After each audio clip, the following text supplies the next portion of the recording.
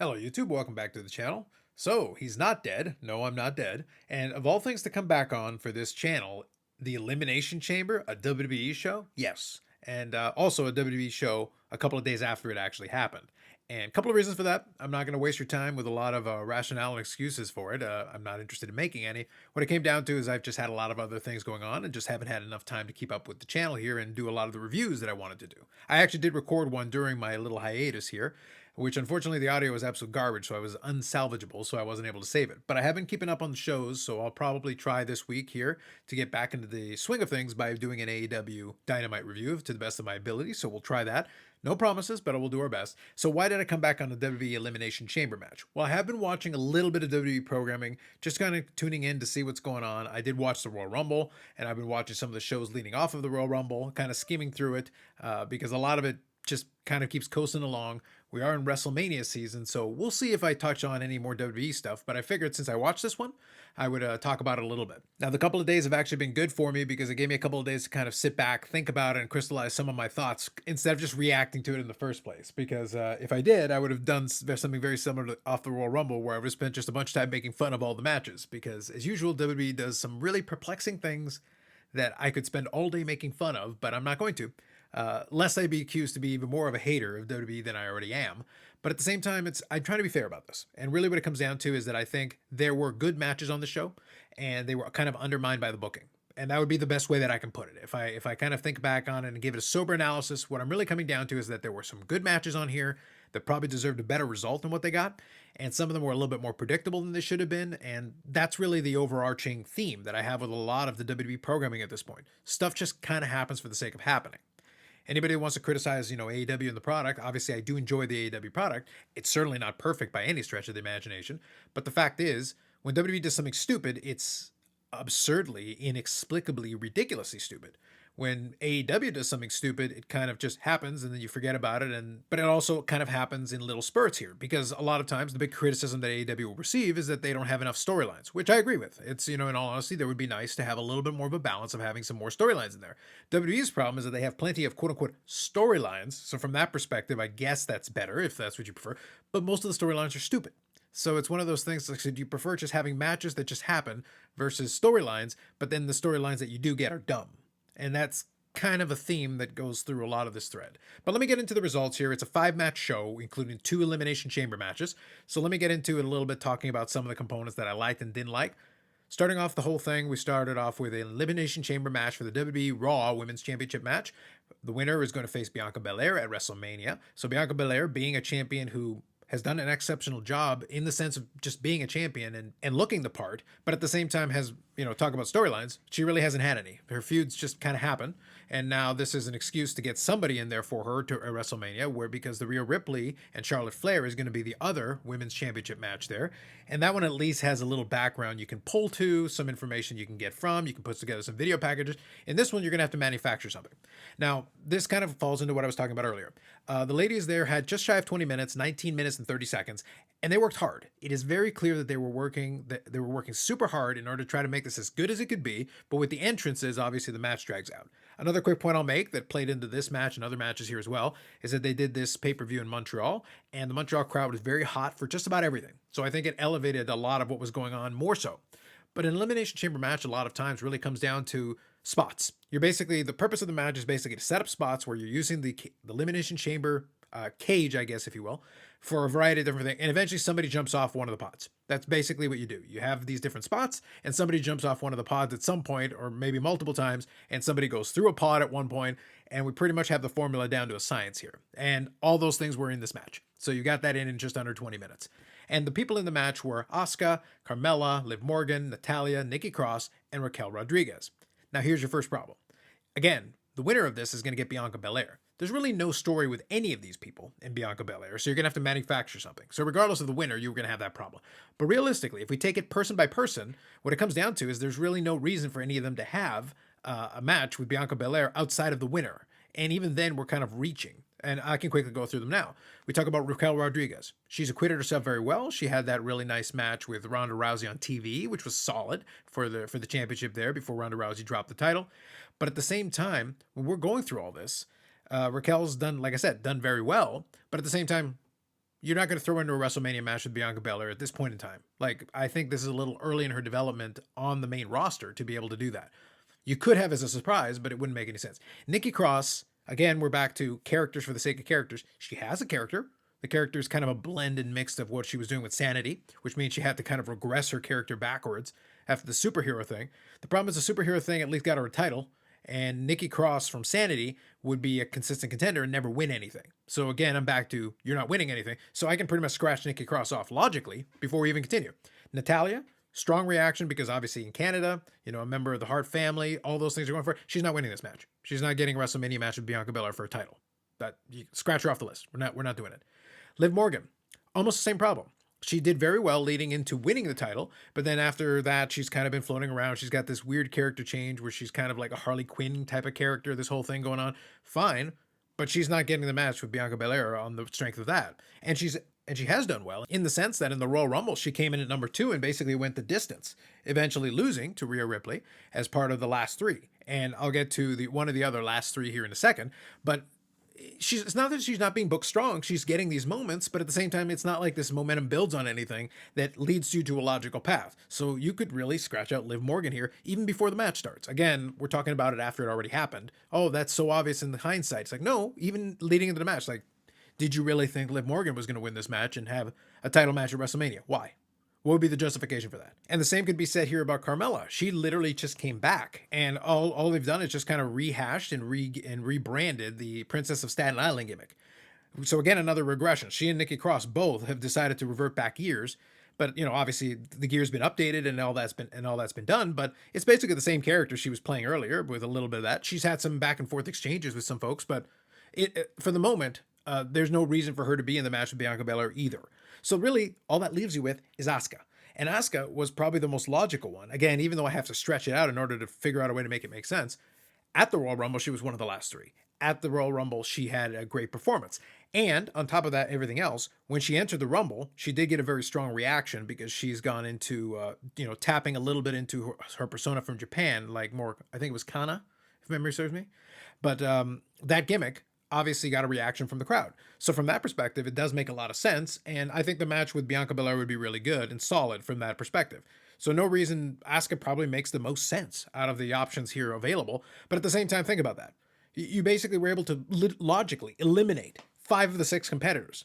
That's the only reason why, in my mind, I actually thought when they were teasing the idea, and they had done it on, I believe, on a Monday Night Raw the week prior, where there was an opportunity. There was Bayley, there was Becky Lynch, and then Bianca Belair, kind of operating as a spoiler, a title eliminator kind of thing. She was in a position to be able to have either one or the other enter into this match being a potential viable opponent, or be able to remove them both from the equation and make sure they couldn't get into the match as a 7th person. However, by doing that, by eliminating them, you took out a possible, alternative winner. Because when I'm looking at these other ones, I don't see Carmella, Liv Morgan, Natalia, Nikki Cross, or Raquel Rodriguez winning this match. I basically had to look to Asuka as like a legitimate favorite in this match. So when she won, it wasn't shocking. If you had introduced either Becky Lynch or Bayley, then maybe you introduced a little bit of an element of the unknown. Perhaps one of them could sneak up and pull it out. It would have added a little bit of a drama to what otherwise became kind of a predictable result at the end.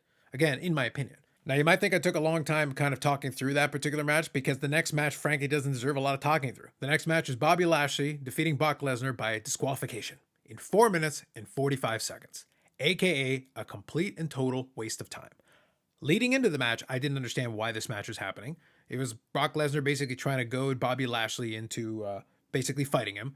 Bobby Lashley had eliminated Brock at the Rumble. They've had some back and forth and stuff. I don't really care about seeing this match. On paper, in theory, if they actually gave a crap about this build-up to it, it might have been interesting. They've literally competed for a world title, and this is a match for nothing. And it was basically spamming finishers. And I'm not exaggerating that. 4 minutes and 45 seconds. It was F5 after F5. It was spears, and it was 2 attempts at the hurt lock. The second one was being held, and it looked like Brock was going to lose to the hurt lock. And then he does a mule kick, low blow, finish, attacks the referee after the match. Bobby Lashley won, quote unquote, and was laid out. And he was made to look like a punk in the end. And that's probably going to lead to Brock Lesnar being suspended, etc., blah, blah, blah. By the way, little dumb wrinkle on top of everything else. Another one of my favorites, Bray Wyatt, was prior to this basically declared that he was going to face the winner of this. Well, Bray, there was no winner. You have the guy who won by disqualification, who was laid out like a punk. You're picking the bones. Technically, I guess Brock Lesnar was the real winner because he's the one who at least walked out under his own power, but you're not facing Brock. So another meaningless feud for Bray Wyatt? Fantastic. I can't wait. I cannot wait. That now you see why I don't talk about WWE too much. It's too easy for me to delve into negativity with it because it's just so dumb. I don't care. This match was dumb, and then what's going to come out of this is probably going to be even worse. I didn't even talk about the Cosmic Bowling match at Royal Rumble because, I would have had so much time making fun of it. By the way, in case you're curious what I meant by Cosmic Bowling match, if you didn't see the Pitch Black match, the Mountain Dew Pitch Black match, sorry, my apologies, with Bray Wyatt and LA Knight. By the way, LA Knight, who I actually really like, go back and watch it at Royal Rumble and you'll see what I'm talking about. Cosmic Bowling is all I'm saying. Cosmic Bowling. All right, third match on the card. We've got Edge and Beth Phoenix defeating Judgment Day, Finn Balor, and Rhea Ripley by pinfall in a mixed tag team match for 13 minutes and 50 seconds. So just shy of 14 minutes. So let me quickly lay this out and say this up front. Edge in Canada, totally get it because it was going to get a strong reaction, and it did. And I think the crowd really did what they could to kind of carry this thing. The match was fine for what it was. Like, the participants in it are good enough that the match should be fine. But the match was pointless. Who really cares? Like, again, I'll just state my opinion. Like, the winner of this, who really cares? It was good in the sense that the crowd got to see Edge. It was good in the sense that Beth Phoenix was solid in coming back in the ring there. It was good that she and Rhea Ripley were having some fun moments and stuff. But I'm just going to reiterate, just for anyone who does watch this product regularly, I'm going to remind you that at the Royal Rumble, Beth Phoenix speared Rhea Ripley early in the pay-per-view, and then Rhea Ripley came back out as number 1 in the Women's Royal Rumble and went wire to wire and won it. So how devastating is this spear in the first place when the horrific injury she suffered earlier in it, she was able to run over an hour wire to wire. So if the idea is down the road to have Rhea Ripley and Beth Phoenix, I don't know if that's actually what's supposed to be the case here. But it's like, I guess that's the match we want. But at the same time, Rhea Ripley has a thing going on with Charlotte Flair. She literally is going to be in a title match at WrestleMania, which isn't that long from now. So it's one of those things like, is this a distraction, or is it a case where like you're taking away from what Rhea Ripley should be focusing on, which is an actual title opportunity coming up at WrestleMania and building towards that? You're still going to need to do some build. So I'm sitting there like, this is a pointless waste of time for everybody involved. It doesn't do anything for Edge to win this match other than to get the adulation of the home crowd, which fine. Keep the crowd home happy. I get that. And then Dominic Mysterio got a very strong reaction. People hate him, so he does get a strong reaction that way. Like, look, let's put it this way. This match was loud. The match itself was very loud in terms of the crowd reacting to it. The match itself was fine, but you could have literally scratched this off and no one would have noticed and no one would have missed it. Outside of, again, the hometown crowd, the home country crowd, and being interested in seeing Edge in what could very well be his last match in Canada if he decides to retire sooner rather than later. So from that perspective, I get it from the practical perspective. But as far as adding to this card, it didn't add to this card at all. So you had 2 back-to-back, why is this even here, matches, leading into the men's Elimination Chamber match, so I may as well just roll straight into it. The men's Elimination Chamber match was for the WWE United States Championship, the most prestigious secondary title that also doesn't matter because it's just kind of there. But you got to do it, right? All right, so you got yourself Seth freaking Rollins, Montez Ford, Johnny Gargano, Damian Priest, Bronson Reed, and Austin Theory. Again, following the theme of what I mentioned earlier tonight, the match itself was solid. The match itself was really good. A lot of these different guys got great spots. There was a lot of fun as far as that's concerned because you got a lot of really athletic guys. Montez Ford got to be a star. He got to have a lot of big moments, a lot of big moves. Seth Rollins is really good at this kind of thing. Almost everybody and Bronson Reed got to look like a monster. Almost everybody got an opportunity to showcase something in this match, which is what you really want. And they got 31 minutes and 30 seconds. So they got lots of time to be able to have a match and have an elaborate match with a lot of different spots in it. So from that perspective, all good. But at the end of the day, Austin Theory retained, fine. I really don't have an issue with that technically. But at the same time, I'm going to point out that this is all just a vehicle for Austin Theory to retain, eat up about half an hour on this pay-per-view, and really, the only takeaway that you probably would have gotten from this was Seth Rollins effectively being eliminated by the oh-so-wonderful, thank you, you're here, Logan Paul. Because towards the end of the match, when Seth Rollins was in a position potentially to win the match, here's Logan Paul messing around with Seth Rollins, hitting him with the buckshot lariat, and then basically taking out Seth Rollins and leaving Austin Theory to pick the bones and retain his WWE United States Championship. Wonderful. We'll be looking forward to our Seth Rollins, Logan Paul WrestleMania match because Lord knows that's exactly what we need is more Logan Paul. To be clear, Logan Paul is actually pretty good at wrestling, but he's kind of a waste. He's kind of a waste of space in general. So it's one of those things where it's just, oh well, he's a villain. Yes, he's a villain. He's a villain in life. But at the same time, it's like this is all you got. Seth Rollins it's Seth Rollins pegged for the celebrity match.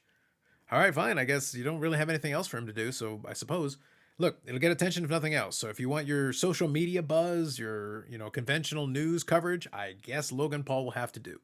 But I don't care. And as far as a WrestleMania match is concerned, my goodness, how little you have for Seth Rollins then if the best we can do is Logan Paul and our celebrity, involvement match. But to each their own, man. But at the same time, like this match, for 31 minutes and 30 seconds of it, again, solid match, but the end result was the same guy is still champion, and each guy got a couple of things in it. What comes out of it? Who really gets anything out of it? Damian Priest will go back to Judgment Day doing his thing. Johnny Gargano had some good moments in it. Like I said, Montez Ford looked great. Bronson Reed had a great moment. But this doesn't lead necessarily to anything. I'm sure a couple of these guys potentially could compete for the United States Championship. But it's like, outside of that, like, what purpose does this serve? Other than eating up time on the pay-per-view. Like I said, just my opinion on it. Like, I don't have an issue with the matches themselves, well, except for the Brock Lesnar, Bobby Lashley one. With the exception of that, the other three matches, in and of themselves in a vacuum, were perfectly fine. It's just, so what? Like at the end of it, so what? All right, so that leaves us to the big one that everybody was paying attention to, and the big one that was going to obviously be the big showcase match here. The deserved main event, Roman Reigns taking on Sami Zayn. And this match went for 32 minutes and 20 seconds. The first chunk of it was basically the crowd reacting as strongly as it could possibly react to it, trying to will Sami Zayn to victory. And I'm going to go back to what I said earlier with a lot of this. The match itself was quite good. Both guys worked extremely hard to make this as good as it could be. They understood how to pace well. They responded to the crowd. They played into it. Roman Reigns, kind of talked to Sami Zayn's family in the front row, kind of engaging with them. And the camera's picking up that audio of him talking to them. And he's like saying, it didn't have to be this way. I love that character work wise. And this is the thing that's about this. And I've talked about this. I've had the chance to talk about this on kind of other YouTube channels where I've had a little chance to pop in here and there and chat about this stuff. I think the character work and story, quote unquote, that these guys are telling is very good. But even when WWE does it well, they still leave gaping plot holes because this entire thing made no sense from the get-go of why it was happening. To this very day, I don't understand why Roman Reigns needed to be the tribal chief in the first place. It fits his character very well. He has embraced it and he's made it work with Paul Heyman as the wise man and the Usos and everything. They've built a beautiful kind of overall faction out of this and built a story out of it. But the foundation was very murky in the first place. Like, I'm not going to relitigate the whole thing, but I'm just saying, if you go back to the very beginning of it, your first question should be, why is this a thing? And then as time has gone on, we kind of gone far enough along the way that, people kind of just forget the beginning and they just kind of roll with it now because now it just fits. Now it fits like a glove and everybody just accepts it and it's fine. But I've never forgotten about the fact that at the beginning it made no sense. And to this day, it kind of doesn't make any sense, but they're doing a great job of it. The passion is there, the effort, and each piece that they've been carrying along the way, even with the logic gaps in it, have been performed about as well as they can be performed. The problem that we run into here is that everything that happened, including Roman Reigns retaining, at the end of the day, makes a ton of sense from the perspective that Cody Rhodes and Roman Reigns is pretty much almost in stone, locked in to be your main event at WrestleMania. Totally get that. And that's where the story is supposed to go, quote unquote. But I honestly think WWE should have looked at what was going on there and understood that maybe you needed to make up some kind of an adjustment to it. Because even if it would have been doing it where one title was on the line, maybe Sami Zayn is able to capture it and the crowd loses their mind in Montreal and Cody Rhodes competes for the other one and you've got two champions on two brands again, you could have tried that. That could have been a way to get around the fact that this crowd was putting so much energy into it. And in the end, even though the match was solid, there's great disappointment. And even if you're rolling out of it, like I'll touch on the ending here. So like I said, Roman Reigns wins. Both guys had a ton of big moments. Sami Zayn hit the Superman punch and got to hit multiple haluva kicks. And there was a lot going on in there during the course of that match. A lot of back and forth. And eventually you did get interference from the Usos. You got a little bit of that. You got a repeat of the, hit him with a chair kind of situation.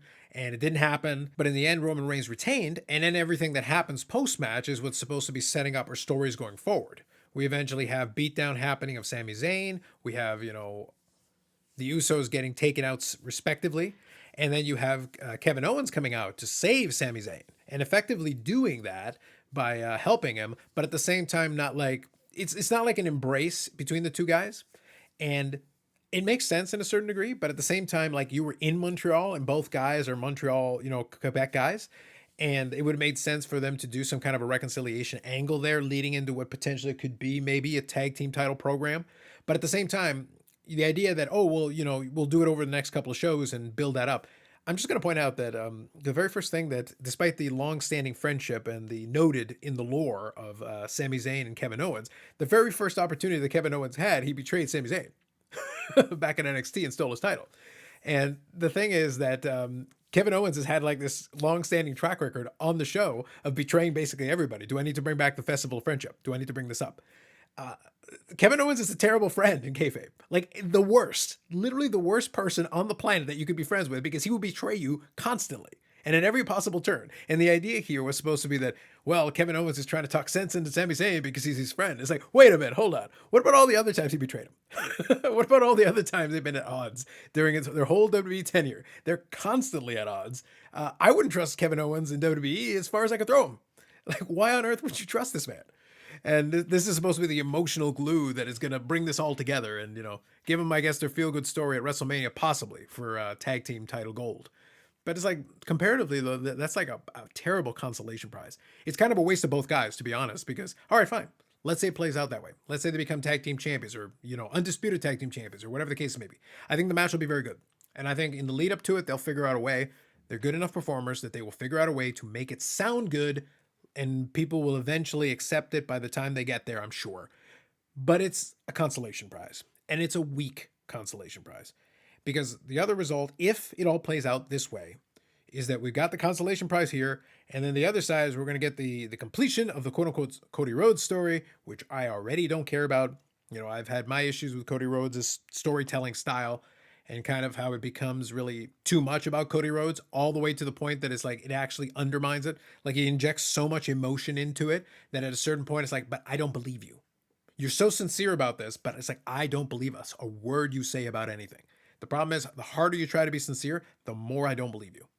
And this was a problem towards the tail end of AEW. Like he's almost too clever for his own good. He's trying too hard. And at the same time, it comes up worse. We'll see how it plays out. Like I said, the story for Sami Zayn and Kevin Owens will continue. The story for Roman Reigns will continue. There's a lot of little nuances that I'm sure they'll be able to play with. But this was the consolation prize of the whole thing. And in the end, you took a crowd that was very much into one result, and you didn't even give to them for a night. You could have found some sneaky way of getting it off of them after. It would have been terrible as well. But at least for the one night, you could have gotten that massive reaction. And you kind of missed the boat on that one. And I don't think you're going to catch lightning in a bottle that way again. It was the perfect storm of everything leading into that show, that place, that time, and you dropped it. And I think by the time you get to Cody Rhodes, we'll see. But I think by the time you get to the Cody Rhodes story, I just don't think there'll be that much gas in the tank. It'll just be a thing that happened. Roman Reigns' title reign will end, and then there you go. Or maybe they won't. Or maybe it just continues. Past 900 days to 1,000 days. And then you have to find somebody else to finally beat him and dethrone Roman Reigns. But anyway, there'll be more coming up for that. So overall, like I said, 5 matches, 4 of which I thought were at least, they worked hard. They were able to put together what I thought was a decent match. But the results, like I said, the first Elimination Chamber really had only one winner that made sense to me. The mixed tag team match, meh. It's a thing that happened, I guess. The other Elimination Chamber match, again, meh. It's a thing that happened. Logan Paul, thank you. And then the big title match. A missed opportunity, I think. Even at the very end, if they had just gone a little bit of a different way with the ending, at least it could have led more smoothly into the next one. I'm sure they'll start the justification starting on Monday. That's the reason why I came back, even though it's been a couple of days. I wanted to at least get this out. So prior to Monday Night Raw, I will be curious to see if they do any kind of a follow-up on either the Roman Reigns story or potentially the Sami Zayn Kevin Owens side of the story, or maybe something with the Usos. There's some possibilities there that I could definitely see. But they're going to have to start the process right now. They basically have to get going on this to kind of, because you got a lot of work to do to make up for a lot of the missed opportunity here, to get you back lined up, to get these 2 stories back on track, to get the result you're looking for by WrestleMania, assuming they go the way that a lot of us would expect them to get to. So that's it. 2023 WWE Elimination Chamber. It's a thing that happened. If I was to give it a letter grade, C+. Could have been worse. Could have been better. It's right there somewhere in the middle. And the quote unquote big story leading into it wasn't enough to carry me through it because I kind of knew what the result was going to be of the match. But the execution and the ending was just weird. And the Bobby Lashley Brock Lesnar thing, even though I had low hopes coming into it, they somehow managed to fall far below that. My goodness. Another Bray Wyatt feud? Oh, wonderful. Oh, glorious me. Anyway, I will continue my WWE hating on my own time. I promise I'll spare you most of the time. Hopefully, I'll be back on the channel to do another AEW Dynamite review. Like I said, I'm going to cross my fingers and try this week, but I'm going to try to get back in the swing of things one way or the other. So, more videos coming up on the channel eventually. I would appreciate it if you let me know your thoughts. I'd be curious if you watched the pay-per-view, if what your thoughts were out of it. Your thoughts could be completely different from mine. You might have enjoyed, loved everything. It's like, and I would totally respect that. It's just not my cup of tea for a lot of the ways that this was structured, but I'd love to get your thoughts and comments on that. Otherwise, like if you like the video, subscribe to the channel. I would appreciate that. Thanks very much, and we'll catch you in the next one.